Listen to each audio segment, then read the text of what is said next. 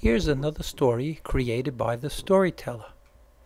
The title of this story is Bonnie Brush, Learning About Procrastination. See what happens to a young teenage brush as she learns a valuable lesson about doing what needs to be done on time.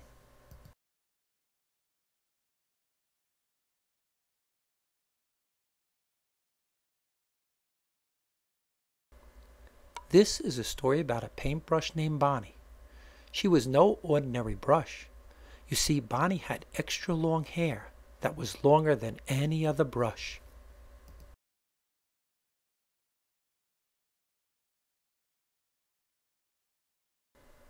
This is what made her stand out from all the other brushes.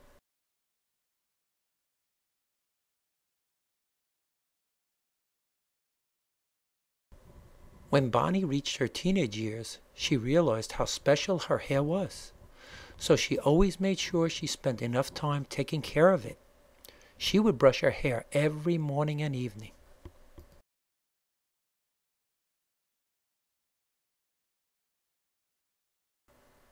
And shampoo it every day.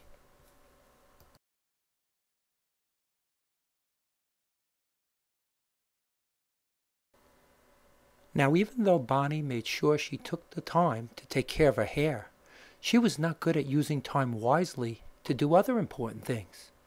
If she was asked to clean her room, she would put it off till it was impossible to find anything.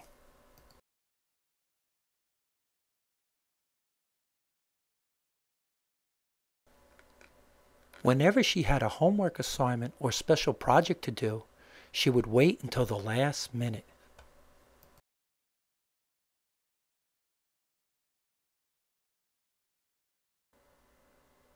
Bonnie's parents tried to make her aware of this problem.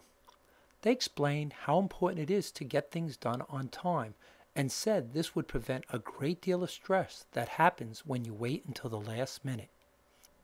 Bonnie's parents went on to say what she was doing was called procrastination, which means to put off what needs to be done.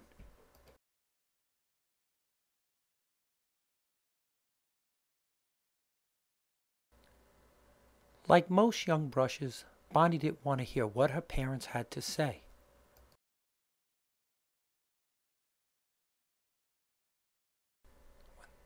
One afternoon, Bonnie received a call from one of her friends.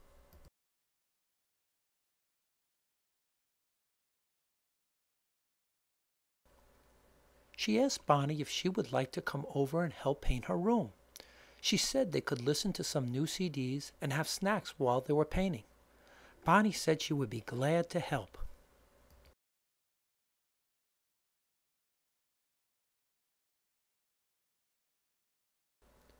So the next weekend they were able to get together for a painting party.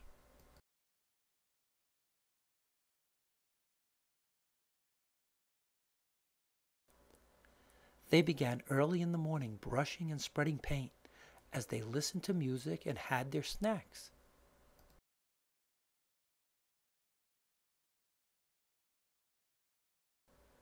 Bonnie's friend's room was quite large, but because the two were having so much fun, the time flew by.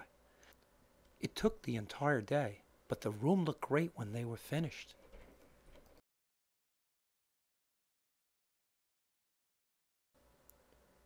Bonnie's friend asked her if she would like to take a shower and get cleaned up. Bonnie was so tired and said she would clean up later at home.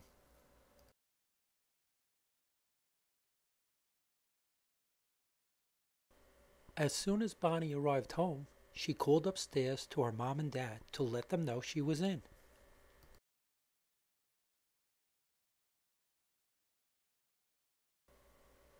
Then she decided to sit down for a while and watch TV and clean up later.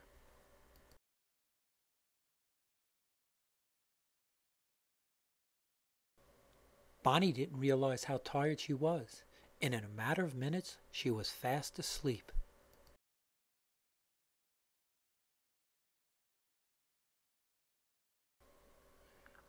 When she woke up, it was already the next morning. She then went up to take a shower.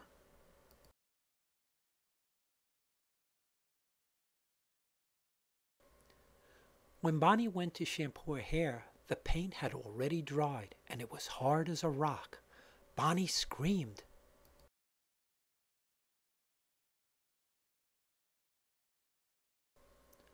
Her parents rushed in to see what was wrong. When they saw Bonnie's hair, they realized what had happened. Together, they began trying different ways to help her.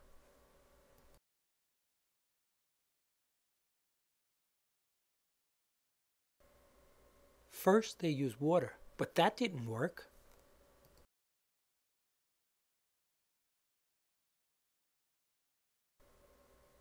Next, they went into her dad's workshop, and with a large hammer, he tried cracking the paint, but that didn't work either.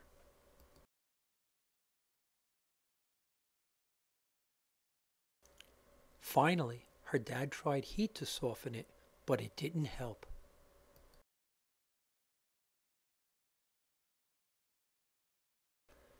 After trying everything they could think of, they decided to take her to the brush salon to see a hair specialist.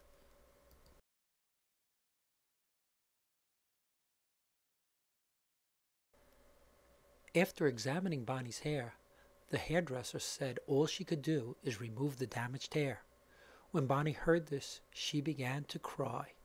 She knew that her hair would never grow back, because that's just the way paintbrush hair is. Her parents felt bad for her.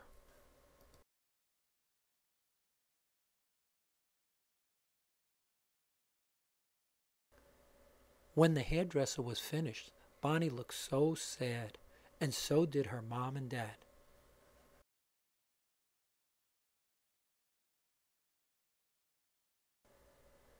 No one said much on the way home from the brush salon.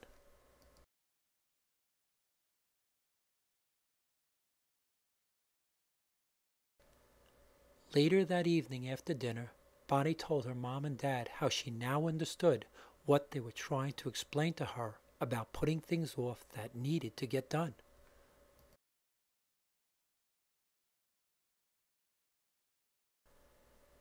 Bonnie said to her parents, "I realize that I have one thing that is still very special to me."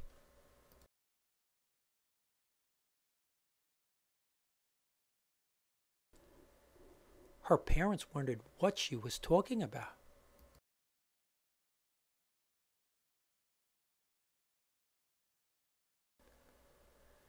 Bonnie went on to say, "I have two special parents that love me enough to warn me about something I was not doing right."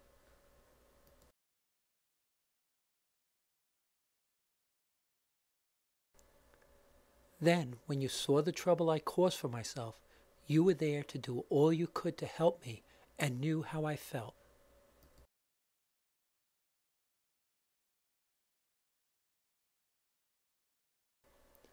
As they hugged each other, Bonnie said with a big smile, "What could be more special than that?"